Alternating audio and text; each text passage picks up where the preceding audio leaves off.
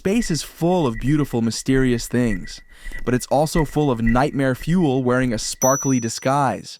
Today we're launching headfirst into the most extreme space objects that exist, and why you'd want to stay very, very far away from all of them. Magnetars, the screamers of the universe. Imagine a star, smaller than Manhattan, that can fry your brain from halfway across the galaxy. That's a magnetar. The magnetic field of one magnetar is a quadrillion times stronger than Earth's. If you were within 1,000 kilometers, it could literally erase your atoms. Oh, and sometimes they just explode, releasing more energy in a split second than our sun will in 100,000 years. Basically, a magnetar is the universe's way of saying, you're not welcome here. Black holes, the point of no return. Black holes, the celebrities of space horror. They don't just trap light, they trap reality. Get too close and gravity stretches your body into spaghetti. Yes, that's a real term, spaghettification. At the center, a singularity, a point so dense it breaks physics. Literally. Time stops, matter collapses, and even scientists say, yeah, we got nothing. Quasars, the cosmic flamethrowers. Quasars are like black holes on energy drinks.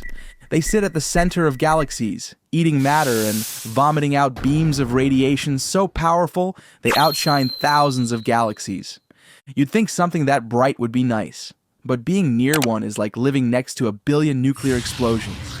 If the Milky Way had a quasar, Earth would be toast in seconds. Nebulas, gorgeous cosmic death zones. Oh wow, the pillars of creation. So peaceful. Yeah, no. Nebulas are basically star graveyards and star maternity wards.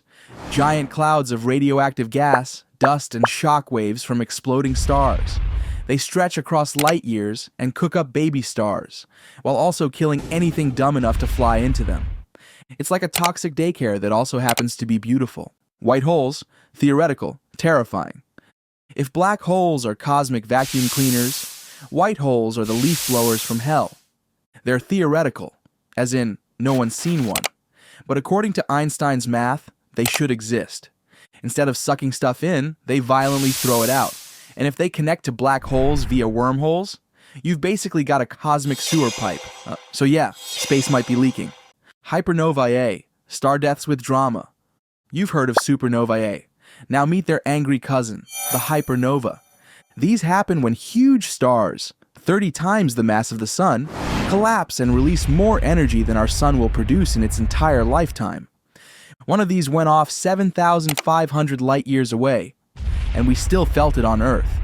Basically, it's a star exploding so hard, the universe updates its resume.